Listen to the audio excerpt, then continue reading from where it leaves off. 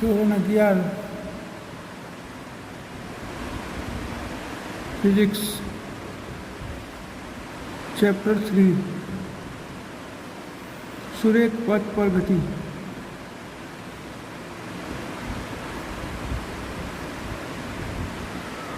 આપણે આજે નવું ચેપ્ટર સ્ટાર્ટ કરીશું,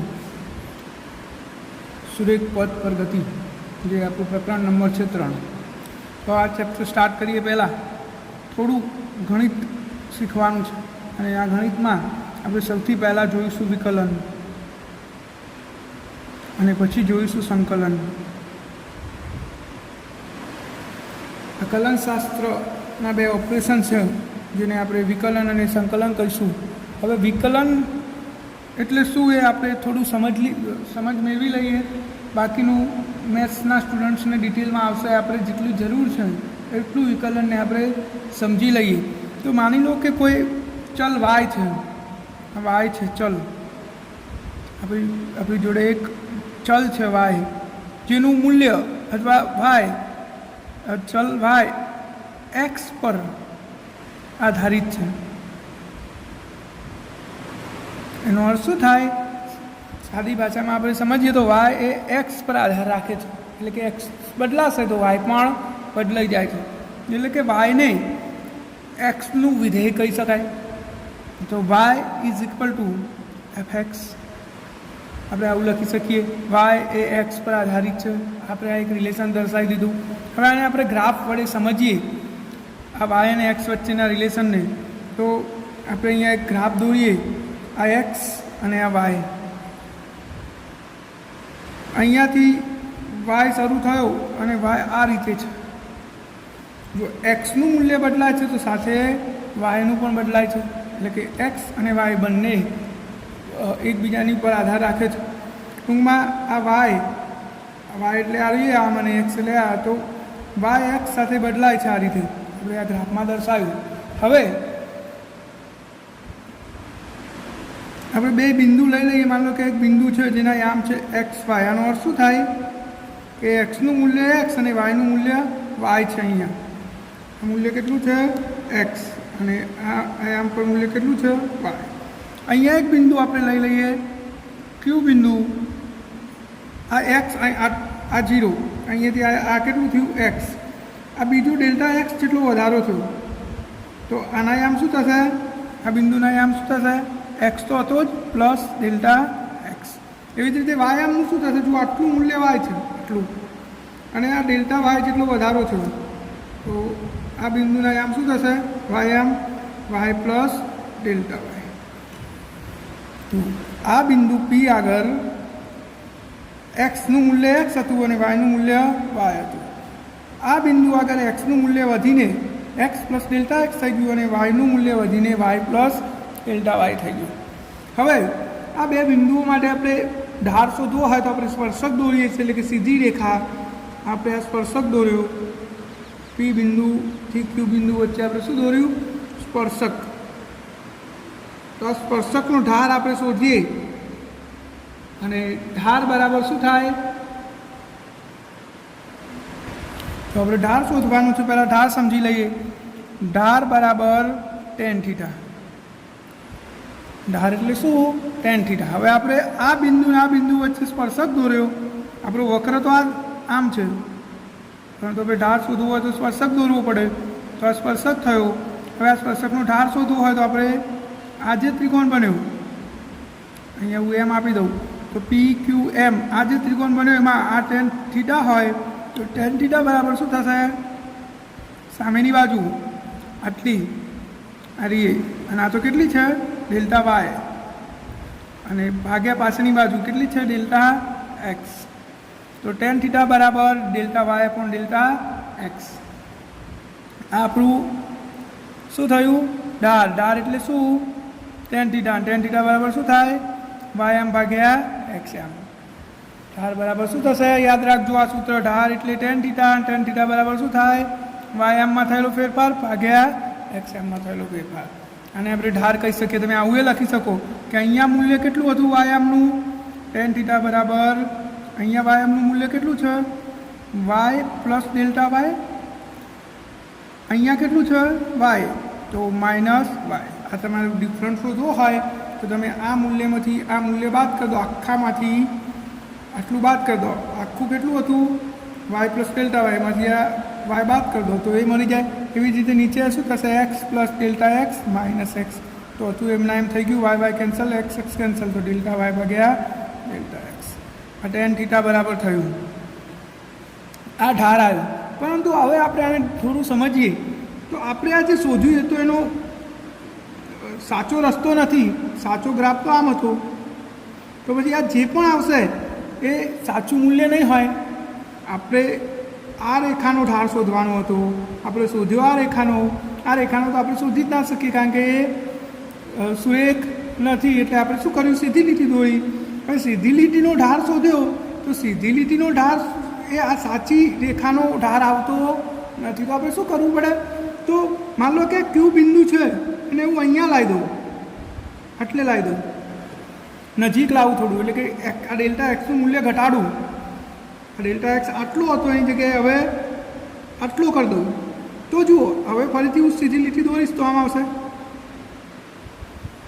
એટલે કે આ બે રેખા વચ્ચેના અંતરમાં ઘટાડો થયો. હજુ આપણું પી બિંદુ અહીંયા હતું. તો પહેલાં આ આપણા સ્પર્શક અને આપણા સાચા વક્ર વચ્ચે મોટો ડિફરન્ટ હતો. હવે આપણે શું કર્યું, ક્યુ બિંદુને થોડું નજીક લાવે, એટલે કે આ ડેલ્ટા એક્સની જે વેલ્યુ છે એ આટલી હતી પહેલાં ડેલ્ટા એક્સ, એ ઘટાડીને હવે આપણે ક્યુ બિંદુને અહીંયા લાવી દીધું તો ડેલ્ટા એક્સની કિંમત ઘટી. ડેલ્ટા એક્સની કિંમત ઘટી તો જુઓ હવે સ્પર્શક દોરીશ તો એ આમ જશે. એટલે કે સ્પર્શક અને સાચી રેખા વચ્ચેનો ડિફરન્સ ઓછો થયો, આપણે સાચા મૂલ્યની નજીક આવ્યા. હજુ હું ક્યુ બિંદુને અહીંયા લાવું એટલે કે ડેલ્ટા એક્સની કિંમત હજુ ઘટાડું તો સ્પર્શક અહીંયા આવશે. એટલે કે સાચી રેખા અને સ્પર્શક વચ્ચેનું અંતર હજુ ઘટ્યું. હજુ ડેલ્ટા એક્સને હું અહીંયા લાવી દઉં એટલે કે ક્યુ બિંદુ ક્યુની ખૂબ જ નજીક લાવી દઉં, એટલે કે ડેલ્ટા એક્સને ખૂબ જ સૂક્ષ્મ કરી દઉં તો આપણી સાચી રેખા અને આ સ્પર્શક એકબીજાની પર સંપાત થઈ જાય છે. એટલે કે આપણને સાચું મૂલ્ય મળી જાય છે. એનો અર્થ શું થયો કે આ ડેલ્ટા એક્સ છે જે એને આપણે ખૂબ જ સૂક્ષ્મ એટલે કે શૂન્ય તરફ લઈ જઈએ. હવે આને કઈ રીતે વાંચીશું, તમે આને આ ડેલ્ટા એક્સ ચેન્જ ટુ 0 અને શું વંચાય ડેલ્ટા એક્સ ચેન્જ ટુ 0. આનો અર્થ શું થાય કે ડેલ્ટા એક્સની કિંમત લગભગ શૂન્ય નહીં પરંતુ લગભગ શૂન્ય, એટલે કે ખૂબ જ સૂક્ષ્મ મૂલ્ય થઈ જાય ડેલ્ટા એક્સનું. ઘટાડતા સૂક્ષ્મ થઈ જાય ત્યારે આપણને સ્પર્શક અને આપણા સાચા વક્ર એકબીજાની પર સંપાત થઈ જાય છે. એટલે કે આપણને સાચું મૂલ્ય મળે છે. આને જ વાયનું એક્સની સાપેક્ષ વિકલન કહે છે. શું કહેવાય, એક્સની સાપેક્ષ વિકલન. આ યાદ રાખજો, ડેલ્ટા એક્સ ચેન્જ ટુ 0નો અર્થ શું થાય, ડેલ્ટા એક્સની કિંમત લગભગ શૂન્ય. અને એને આપણે આ રીતે પણ લખી શકીએ limit of delta x change to 0. આનો અર્થ શું થાય કે ડેલ્ટા એક્સની લિમિટ ઘટતા કેટલી થઈ જાય, લગભગ શૂન્ય. ત્યારે આપણને સાચું મૂલ્ય મળે છે. તો આને જ આપણે શું કહીશું, વાયનું એક્સની સાપેક્ષ વિકલન. અને એની સંજ્ઞા ડી છે. વિકલનની સંજ્ઞા શું છે, ડી. કોનું વિકલન, વાયનું. કોની સાપેક્ષ, એક્સની. તો હવે તમે આને વાંચો તો શું વંચાશે, વાયનું એક્સની સાપેક્ષ વિકલન.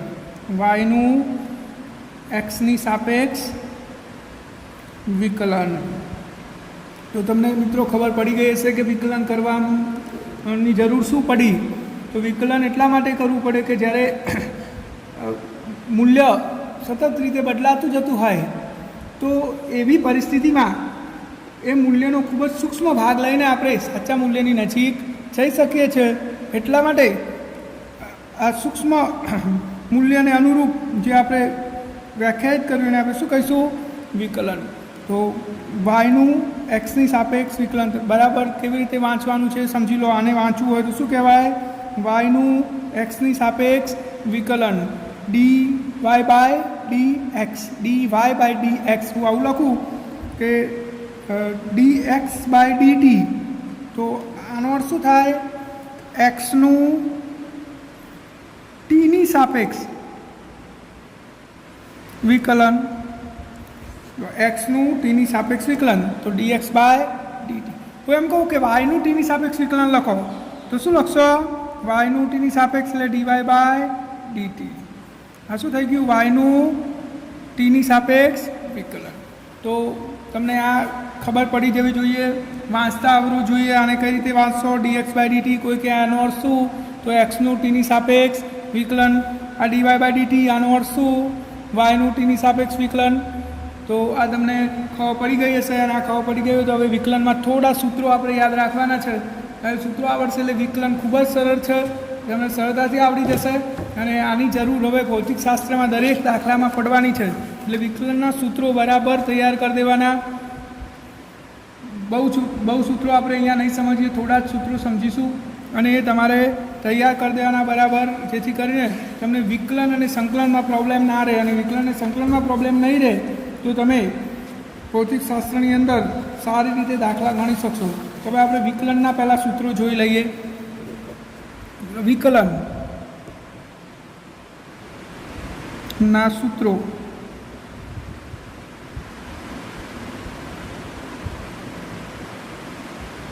તો આપણે હાલ શું ચર્ચા કરી કે વાય એ એક્સ અનુસાર બદલાતો હતો, પણ માન લો કે વાય અચર હોય, વાય ચલ હતો, વાય શું હતો? ચલ. પરંતુ વાય જો અચર હોય, અચર એટલે જેનું મૂલ્ય ના બદલાતું હોય, તો એનો વક્ર તો સીધો સુરેખ આવશે આમ. અને વક્ર સુરેખ આવે તો એના સૂક્ષ્મ મૂલ્યની જરૂર જ નહીં પડતી. પહેલાંમાં તો શું થયું હતું? વક્ર આમ હતું, એટલે આપણે બે બિંદુઓ વચ્ચેના આ સ્પર્શક અને વક્ર વચ્ચેનો ડિફરન્સ ઘટાડવા માટે આર્ય મૂલ્ય સૂક્ષ્મ લેવું પડ્યું, એટલે કે વિકલન કરવું પડ્યું. પણ જો વક્ર જ સુરેખ હોય તો, એટલે કે અચર હોય તો પછી એનું વિકલન શું થઈ જાય? શૂન્ય. તો સૌથી પહેલું સૂત્ર અચરનું વિકલન શૂન્ય થાય છે. યાદ રાખજો, કોઈ પણ અચર પદનું વિકલન એટલે કે દાખલા તરીકે ડી બાય dx અને હું અહીંયા એ લઉં તો આને વાંચશો કઈ રીતે? તમે આ રીતે જુઓ, da by dx. da by dx જ્યાં એ અચર છે, એ શું છે? અચર. તો હવે અચરનું એક્સની સાપેક્ષ વિકલન થયું. હાલ આપણે આગળ સમજાય પ્રમાણે આને કઈ રીતે વાંચશો? એનું એક્સની સાપેક્ષ વિકલન, પણ એ તો અચર છે અને અચર છે તો જવાબ શું થઈ જાય? શૂન્ય. આ પહેલું સૂત્ર આપણું. કોઈ પણ અચર પદનું વિકલન કરીએ તો જવાબ શું આવે? શૂન્ય. અચર પદનું વિકલન શૂન્ય થાય છે. ચલો નંબર 2,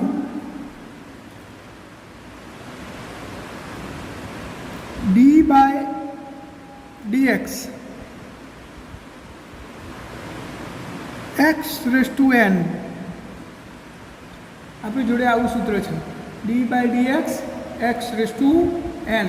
તો હવે આનું વિકલન શું થશે? પહેલાં તમે આટલું સમજી લો કે એક્સ રેઝ ટુ એનનું એક્સની સાપેક્ષ વિકલન છે.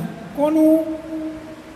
તમે આને આ રીતે લખી શકો ને, ડી એક્સની એન ઘાત ભાગ્યા dx. તો આનો અર્થ શું થયો? એક્સની એન ઘાતનું એક્સની સાપેક્ષ વિકલન. તો આનું વિકલન કઈ રીતે થશે? તો આ ખૂબ જ અગત્યનું સૂત્ર છે, અગત્યનું. મોસ્ટ ઓફ દાખલાઓમાં અને થિયરીઓમાં આ સૂત્રનો ઉપયોગ થશે. આપણે કોનું વિકલન કરી રહ્યા છીએ? એક્સની એન ઘાતનું. કોની સાપેક્ષ? એક્સની સાપેક્ષ. તો તમારે એમાં શું કરવાનું? આ જે ઘાત છે, કેટલી ઘાત છે? એનને આગળ લાવી દો, આ એક્સ એમના એમ, અને એક ઘાત ઓછી કરી દો એટલે n માઇનસ. તો આ જવાબ થઈ ગયો ડી બાય dx. કોનું વિકલન કર્યું આપણે? એક્સની એન ઘાતનું. શું જવાબ આવ્યો? ઘાત એન હતી, આગળ મૂકી દીધી એક્સ અને એક ઘાત ઓછી. આ સૂત્ર મોસ્ટ આઈએમપી છે. આ સૂત્ર તો તમારે ખાસ યાદ રાખવાનું. આને રિલેટેડ ઘણા બધા દાખલાઓ જોઈશું. હાલ પહેલાં સૂત્રો તમે નોટ ડાઉન કરી લો. આપણું ત્રીજું સૂત્ર ડી બાય dx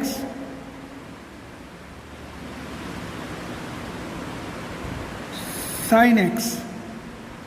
તો સાઇન એક્સનું એક્સની સાપેક્ષ વિકલન વંચાય કઈ રીતે? સાઇન એક્સનું એક્સની સાપેક્ષ વિકલન. તમે અહીંયા સાઇન થીટા લીધું હોય તો અહીંયા થીટાની સાપેક્ષ જ વિકલન થાય, બરાબર? કોઈ બીની સાપેક્ષ તમે વિકલન એનું કરી ના શકો, એટલે કે આપણે અહીંયા એક્સ લીધો છે તો અહીંયા નીચે શું હોય એક્સ. જો હું આવું કરું ડી બાય ડી થીટા તો અહીંયા શું હશે સાઇન થીટા. તો d by d x sine x, આનો જવાબ થશે કોસ એક્સ. એવી જ રીતે number 4 d by d x cos x, આનું વિકલન થશે માઇનસ સાઇન એક્સ. 5મું સૂત્ર d by d x tan x, આનું વિકલન થશે સેક વર્ગ થીટા એટલે કે સેક વર્ગ x. 6 number d by d x sec x, sec એક્સનું વિકલન થશે tan x into sec x. તો ત્રિકોણમિતિમાં તમારે આ 5 સૂત્રો જ યાદ રાખવાના છે. બીજા બધા ઘણા બધા સૂત્રો છે પણ આપણે હાલ એની કોઈ જરૂર નથી, એટલે તમે એ સૂત્રો હાલ તૈયાર ના કરો તો પણ ચાલશે. હાલ કેટલા સૂત્રો થયા જો આ પહેલું અચળનું વિકલન 0, ટી બાય ડી એક્સ એક્સની એન ઘાતનું વિકલન થાય n, x raise to n minus 1, sine એક્સનું કોસ એક્સનું માઇનસ સાઇન એક્સ, ટેન એક્સનું સેક વર્ગ એક્સ અને સેક એક્સનું tan x into sec x. ત્રિકોણમિતિમાં તમારે આ 5 સૂત્રો હાલ પૂરતા યાદ રાખવાના છે. અને છેલ્લે આપણે બીજા જોઈ લઈએ. માન લો કે d by d x u v એટલે કે યુ ઇન્ટુ વી, યુ અને વી ગુણાકારમાં છે. યુ અને વી શું છે ગુણાકારમાં. કોની સાપેક્ષ વિકલન કરવાનું છે એક્સની સાપેક્ષ. યુ અને વીના ગુણાકારનું, આને ગુણાકારનો નિયમ કહેવાય. શું કહેવાય ગુણાકારનો નિયમ. યુ અને વીનો ગુણાકાર છે અહીંયા d by d x u into is equal to, ગુણાકારના નિયમમાં શું થશે જુઓ, પહેલાંનું વિકલન d u by d x, બીજું એમના એમ એટલે વી એમના એમ, એનું કશું જ નહીં કરવાનું, પ્લસ આ બીજું જે પદ છે એનું વિકલન એટલે કે ડીવી બાય ડી એક્સ, અને જે પહેલું હતું એમના એમ. આ ગુણાકારનો નિયમ થઈ ગયો. શું થશે પહેલું જે હોય એનું વિકલન તો બીજું એમના એમ, પ્લસ હવે બીજું એમના એમ હતું એનું વિકલન અને પહેલું એમના એમ. તમે આગળ પાછળ વચ્ચે સરવાળો છેલ્લે કરી શકો છો. આ ગુણાકારનો નિયમ જરૂર પડે ગુણાકારના નિયમની ત્યારે હું તમને ફરીથી સમજાવીશ. હાલ પૂરતું ખાલી તમે સૂત્રમાં લખી દો. એવી જ રીતે ભાગાકારનો નિયમ d by d x u ભાગ્યા વી, અને ભાગાકારનો નિયમ કહેવાય.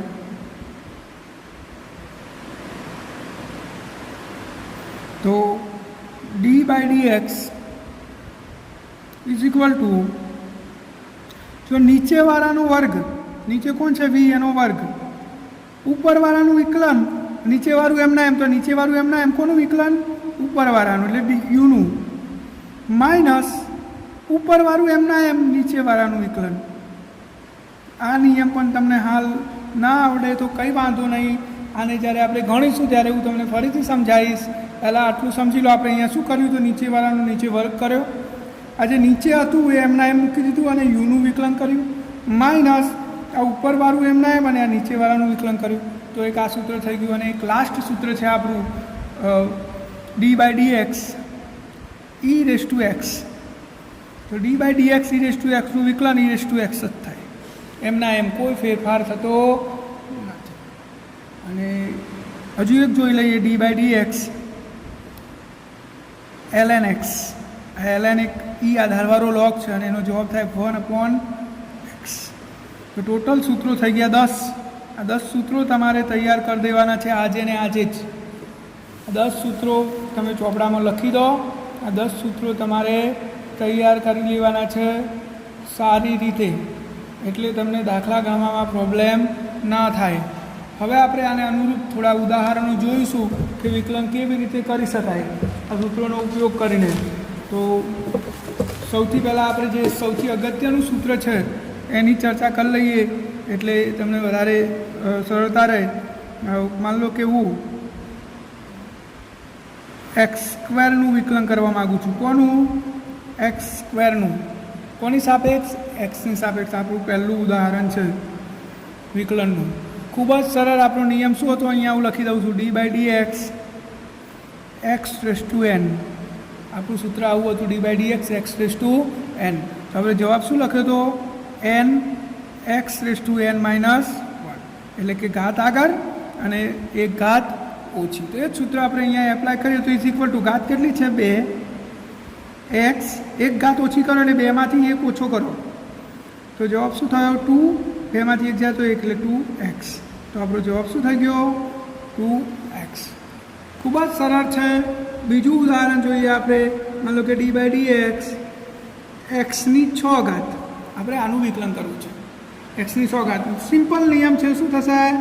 ઘાત આગળ એક ઘાત ઓછી કરી દો એટલે 6 - 1. તો જવાબ શું થશે? 6x⁵5. ઘાતવાળું વિકલન ખૂબ જ સરળ છે. હજુ એક ઉદાહરણ જોઈ લે. d/dx x⁻⁻. આનું વિકલન કરવાનું કહે તો શું થાય? ઘાત આગળ x એક ઘાત ઓછી કરો, 15માંથી 1 બાદ કરો તો જવાબ શું થયો? 15x⁴. તો તમને આ નિયમ આવડી ગયો હશે. હવે આને થોડા કોમ્પ્લેક્સ સ્વરૂપમાં જોઈએ તો માની લો કે d/dx આપણું બહુપદી છે x² + 2x + 1. હવે આપણે આનું વિકલન કરવું છે. આપણને નિયમ તો આવડે જ છે, ખાલી એપ્લાય કરવાના છે. જો સરવાળો બાદબાકી હોય તો આપણે બધાને અલગ અલગ વિકલનના સ્વરૂપમાં દર્શાવી શકીએ છીએ. કહેવાનો અર્થ એ થાય કે આ પહેલું પદ તો d/dx x² વચ્ચે નિશાની plus d/dx 2x plus d/dx 1. આટલી તો ખબર પડી જાય. અલગ અલગ વિકલન લઈ લીધું આપણે. હવે આપણે ફરીથી નિયમ લાગુ પાડીએ. ઘાત કેટલી? 2. 2માંથી 1 ઘાત બાદ કરો પ્લસ અહીંયા 2 તો અચળ છે એટલે એનું તો વિકલન થાય નહીં. તમને મેં કીધું હતું અચળનું વિકલન શૂન્ય થાય, પણ આ આખું પદ અચળ નથી. સમજી લો, આખું પદ અચળ હોય તો શૂન્ય થાય. આખું પદ એટલે જુઓ અહીંયા 1 તો આ 1 જ છે એટલે કે આ આખું પદ અચળ કહેવાય. આનો આખો જવાબ શૂન્ય થઈ જશે. આનો જવાબ શૂન્ય ના થાય કારણ કે 2ના ગુણાકારમાં x છે એટલે 2ને આપણે વિકલનની બહાર લખીશું. તો d/dx વધ્યું શું? x અને આખું પદ અચળ છે એટલે એનો જવાબ શું થાય? 0. જુઓ અહીંયા 2, 2માંથી 1 જાય તો 1 ઘાત વધી પ્લસ અહીંયા શું વધ્યું? 2 dx/dx અને dx કેન્સલ થઈ ગયું તો વધ્યું શું? 2. તો 2x + 2 જવાબ થયો. ખૂબ જ સરળ દાખલાઓ છે. હજુ આપણે થોડા ઉદાહરણો જોઈશું જેથી તમને બિલકુલ ક્લિયર થઈ જાય. y = આપણું પદ છે d/dx x³ + 3x² - 2x + 5. આપણે આનું વિકલન કરવું છે. તો શું કરવાનું? આ બધા પદોનું પહેલાં અલગ અલગ વિકલન કરી દો. તો d/dx x³ વચ્ચે પ્લસની નિશાની d/dx 3x² - d/dx 2x + d/dx 5. આપણે બધા પદોને અલગ અલગ વિકલનમાં લઈ લીધા. હવે આપણે નિયમો લાગુ પાડીએ. આપણે તો જુઓ અહીંયા ઘાત આગળ એક ઘાત ઓછી થાય એટલે 3 ઘાત હતી, એમાંથી 1 ઘાત ઓછી થાય તો કેટલી વધી? 2 પ્લસ જો 3 અચળ, આ 3 તો અચળ છે ને આગળવાળા, બાકી શું રહ્યું? x². તો એને વિકલનમાં લખી દઉં x². એવી રીતે -2 અચળ, બાકી શું રહ્યું? x. અને આ તો આખું પદ અચળ. જવાબ શું થશે? 0. તો 3x² + 3 આનું શું? ઘાત આગળ એક ઘાત ઓછી એટલે 2માંથી 1 જાય તો 1 વધી -2 dx કેન્સલ એટલે 1 વધ્યું. તો જવાબ શું થઈ ગયો? 3x² + 6x - 2. આ રીતે તમે સ્ટેપ બાય સ્ટેપ પદ લખીને સરળતાથી વિકલન કરી શકો છો. શાંતિથી તમે દાખલાને જોશો તો તમને આવડી જશે. નિયમ સિમ્પલ જ છે. તો આપણો એક અચળવાળું પદનો નિયમ અને એન ઘાતવાળા પદના નિયમનો આપણે અહીંયા બે ઉપયોગ કર્યો. બીજા થોડા સૂત્રોનો પણ ઉપયોગ આપણે જોઈ લઈએ. દાખલા તરીકે આપણું વિકલન હોય d/dx sin સ્ક્વેર એક્સ. આપણે આનું વિકલન કરવું છે તો પહેલાં તો ઘાત આવી એટલે ઘાતવાળો નિયમ લાગુ પડે. શું થાય? ઘાત આગળ sin એક્સ, એક ઘાત ઓછી લે, બેમાંથી એક જાય તો શું વધ્યું? એક sin એક્સ. હવે આપણે આ ઘાતનું વિકલન કર્યું પરંતુ સાઇનનું વિકલન તો બાકી રહ્યું, તો d/dx sin એક્સ. તો હવે શું થશે? 2 sin એક્સ અને sin એક્સનું વિકલન શું થાય? cos x. જુઓ, આપણે આનું sin સ્ક્વેર એક્સનું વિકલન કરવાનું હતું તો પહેલાં ઘાત છે એટલે ઘાતવાળો નિયમ લાગુ પડ્યો. ઘાત આગળ sin એક્સ અને એક ઘાત ઓછી, બેમાંથી એક જાય તો શું વધે? જુઓ, 2 - 1 એટલે એક ઘાત વધી. હવે આપણે આ કોનું વિકલન કર્યું? ઘાતનું, પણ આપણે સાઇનનું તો બાકી રહ્યું, તો d/dx sin એક્સ. હવે 2 sin એક્સ એમના એમ અને sin એક્સનું વિકલન શું થાય? cos x. એવી રીતે માન લો કે d/dx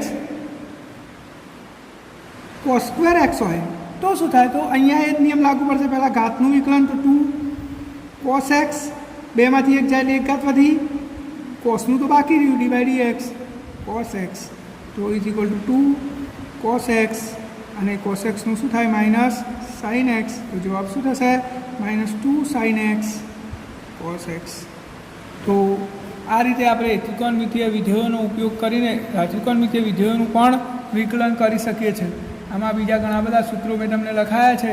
જેમ જેમ સૂત્રો આવશે એમ હું તમને વિકલન થોડું થોડું શીખવાડતો જઈશ. અત્યારે હાલ પૂરતું હું તમને 5 ઉદાહરણ આપું છું જે તમારે ઘરેથી 5 કે 10 આપું, તમે ઘરેથી ગણી મને વોટ્સઅપ કરી શકો છો. પહેલું છે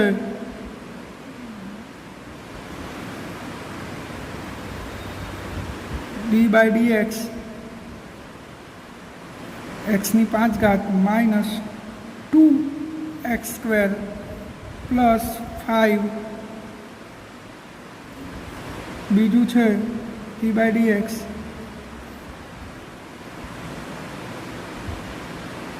(1/3 x³ -2√x +1). ત્રીજું છે d/dx 1/x² -2x +10. ચોથું છે d/dx sin square x + cos square x. પાંચમું છે d/dx tan સ્ક્વેર એક્સ. અને છઠ્ઠું છે d/dx sec² એક્સ. તો આ 6 દાખલા તમારે ઘરે ટ્રાય કરવાના છે અને જ્યારે બી સ્કૂલ પર આવો ત્યારે આ દાખલાઓ ના આવડે તો મારી જોડેથી શીખી લેવાના. મેં થોડા જાણીને જ અઘરા લખ્યા છે જેવા ગાતો, એટલે તમે શાંતિથી આગળનું જે મેં કરાવ્યું એને સ્ટેપ બાય સ્ટેપ કરશો તો તમને આવડી જશે. તો વિકલન માટે અત્યાર પૂરતું આપણે અહીંયા સ્ટોપ રાખીશું. પછી જ્યારે પણ વિકલનનો ઉપયોગ આવે ત્યારે આપણે એને ડિટેલમાં જોઈશું. ખાલી તમારે આટલું સમજી લેવાનું કે d/dx એક વિકલનની સ્પેસિફિક સંજ્ઞા નહીં. આનો અર્થ તો શું થાય કે આનું એક્સની સાપેક્ષ વિકલન તમે કોઈપણની સાપેક્ષ કોઈપણ વિધેયનું વિકલન કરી શકો જેવી જરૂર હોય એવું. માન લો કે અંતર ભાગ્યા સમય, આને વેગ કહેવાય, તો અંતરનું સમયની સાપેક્ષ વિકલન, અંતરનું સમયની સાપેક્ષ વિકલન dx/dt, આને વેગ કહેવાય. તો આ તો આપણે સમજવા માટે માત્ર d/dx લખ્યું છે. બાકી તો વિકલન કોની સાપેક્ષ હશે એ આપણે જ્યારે ચેપ્ટરમાં થિયરીઓ ભણીશું ત્યારે સમજીશું. અને હવે બીજી આપણી જે ગાણિતિક પ્રક્રિયા આપણે સમજવાની છે એ છે સંકલન. સંકલન એટલે સરવાળો. સંકલન એટલે શું થાય? સરવાળો. તો આપણે સંકલન સમજવાનું છે. સંકલન એટલે સરવાળો. તો આની જરૂર શું પડે? તો માની લો કે હું એમ કહું કે આ ચોરસનું ક્ષેત્રફળ શોધવાનું છે અથવા લંબચોરસનું ક્ષેત્રફળ શોધવાનું છે. તો નાના બાળકો શોધી દેશે કે ભાઈ ચોરસનું ક્ષેત્રફળ L² થાય અને લંબચોરસનું LB થાય. સીધે સીધું આ L અને આ ચોરસ હોય તો આ L હોય અને લંબચોરસ હોય તો B, L ગુણ્યા B આ ક્ષેત્રફળ થઈ ગયું.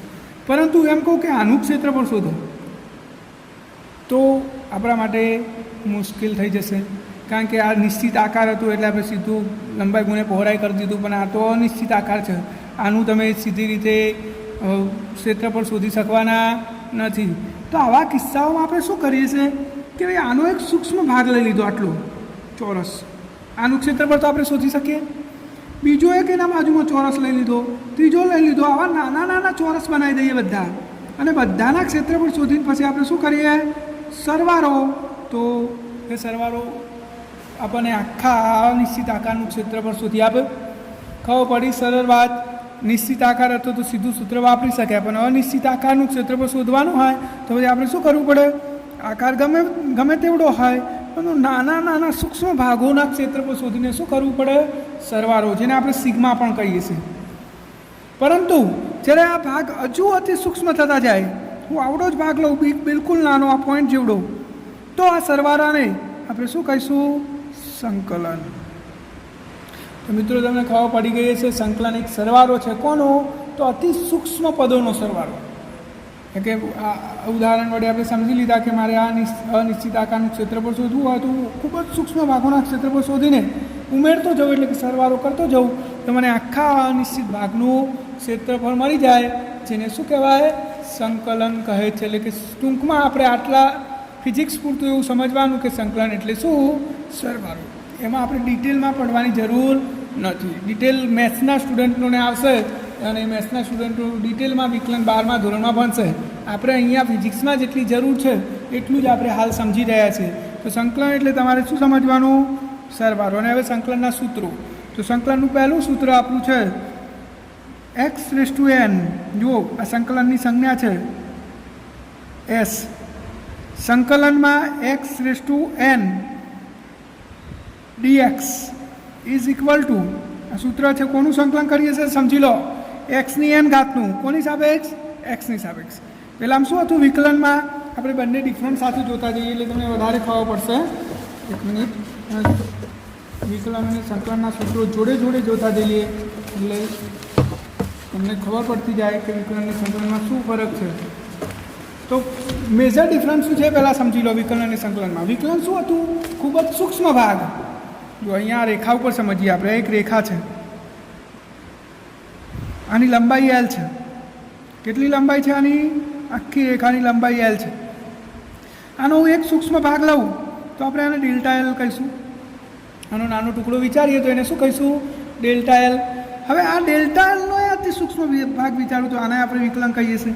આપણે આગળ વિકલનમાં ચર્ચા કરી કે ભાઈ નાનામાં નાનો ભાગ લઈએ એને શું કહેવાય, વિકલન. સૂક્ષ્મ ભાગ એટલે વિકલન, એટલે કે આખી રેખાનો એક સૂક્ષ્મ ભાગ એ ΔL થાય અને ΔLનો સૂક્ષ્મ ભાગ શું થાય, dx. આને આપણે વિકલન કહીએ છીએ. તો ભાઈ સંકલન કોને કહેવાય, તો આવા dx ભાગની લંબાઈને આ dx બધા ઉમેરતા જઈએ, dx વત્તા dx સિગ્મા dx અતિ સૂક્ષ્મ થઈ જાય dx, એટલે કે લિમિટ ઓફ Δx 0 થઈ જાય. તો આને આપણે શું કહીશું, સંકલન. તો સંકલનમાં શું થઈ ગયું, dx. તો આટલી તમને ખબર પડી ગઈ હશે કે એક મકાન છે તો એની મકાન ઈંટો વડે બનેલું હોય તો ઈંટને આપણે વિકલન કહી શકીએ. હવે ઈંટો એકબીજાની પર મૂકતા જઈએ તો મકાન બની જાય, તો મકાનને આપણે શું કહી શકીએ, સંકલન. તો તમને આટલું સરળ ભાષામાં ખબર પડી ગઈ હશે. હવે આપણે સંકલનના સૂત્રો જોઈ લઈએ. તો નંબર 1, જો એક્સની n ઘાતનું આપણે વિકલન કર્યું હતું, શું હતું આનું વિકલનની સંજ્ઞા શું હતી, d/dx. આ વિકલનની સંજ્ઞા કોનું વિકલન કર્યું હતું, એક્સની n ઘાતનું. જવાબ શું હતો, ઘાત આગળ x⁻1. આ વિકલન છે, એની સામે હું સંકલન કરું તો કોનું સંકલન કરવાનું છે, x⁻n ઘાતનું. સંકલનની સંજ્ઞા આ છે s dx. તો આનો જવાબ શું થશે, તો આનાથી બિલકુલ ઉલટું. જો આમાં શું થયું, આમાં એક ઘાત આગળ લાવ્યા હતા, આમાં ઘાત ઓછી કરી તો આમાં વધારવાની, એટલે કે x⁻n+1 વધારી, જો આમાં ઓછી કરી હતી, n ઘાત હતી n-1 કર્યું, અહીંયા n ઘાત છે n+1 કર્યું. આમાં ઘાતને આપણે ગુણાકારમાં લાવ્યા હતા, આમાં ઘાતને આપણે ભાગાકારમાં લાવીશું. બિલકુલ વિરુદ્ધ પ્રક્રિયા છે. અહીંયા પણ તમે સમજી શકો છો બિલકુલ વિરુદ્ધ પ્રક્રિયા. વિકલન એટલે સૂક્ષ્મ ભાગ, સંકલન એટલે મોટો ભાગ. ટૂંકમાં બંને એકબીજાના વિરોધી થયા. તો કોઈ પણ પદનું તમે વિકલન કરો અને પછી પાછું સંકલન કરો તો જવાબ એના એ જ આવે. ફોર એક્ઝામ્પલ આ સંકલનનું સૂત્ર તમે નોંધતા જજો. માન લો કે હું એક્સની 3 ઘાતનું વિકલન કરું d/dx. એક્સની 3 ઘાતનું વિકલન કરું તો જવાબ શું થશે? તમને આવડે છે ઘાત આગળ 1 ઘાત ઓછી 3માંથી 1 ઘાત જાય તો 2. આ વિકલનનો જવાબ આવ્યો. હવે હું આનું સંકલન કરું તો જો સંકલનમાં 3x² dx આનું સંકલન કરું તો જવાબ હતો એના એ પાછો થઈ જશે. જુઓ આ 3 તો અચળ છે એટલે સંકલનની બહાર. સંકલનમાં શું વધ્યું? x² dx. હવે આપણે આ સૂત્ર વાપરીએ, આ હાલ લખ્યું એ સૂત્ર, તો શું થશે? જુઓ આ 3 ઘાત વધારવાની એટલે એક્સની 2 છે વત્તા 1 3 અને જે ઉપર ઘાત આવ્યો એ નીચે લખી દેવાની 3. તો 3 કેન્સલ થઈ ગયા તો જવાબ શું થઈ ગયો? x³ થઈ ગયો. જે હતો એના એ પાછો જવાબ આવી ગયો. તો વિકલન અને સંકલન એકબીજાની વિરુદ્ધ પ્રક્રિયાઓ છે, બિલકુલ વિરુદ્ધ. તો તમે પહેલાં સંકલનનું આ સૂત્ર લખી દીધું હશે. તો હવે આપણે બીજા 2-3 સૂત્રો, આમાં સંકલનમાં તો બહુ સૂત્રો આપણે નથી જોવાના.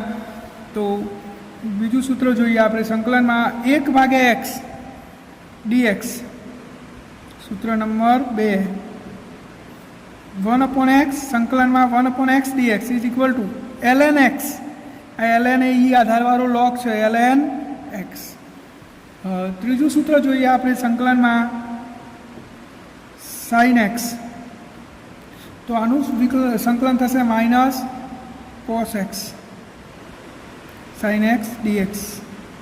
એવી રીતે ચોથું સૂત્ર જોઈએ સંકલનમાં cos x dx તો બરાબર sin x.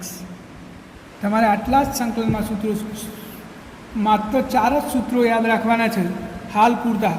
પછી કોઈ સૂત્રની જરૂર પડે તો હું તમને એ વખતે સમજાવી દઈશ. તો સંકલનમાં પણ આપણે 1-2 ઉદાહરણ જોઈ લઈએ કે કેવી રીતે કોઈનું સંકલન કરી શકાય. માન લો કે કોઈ એમ કે x² + 2x + 1નું સંકલન કરવું. આનું આપણે સંકલન કરવાનું છે એક્સની સાપેક્ષ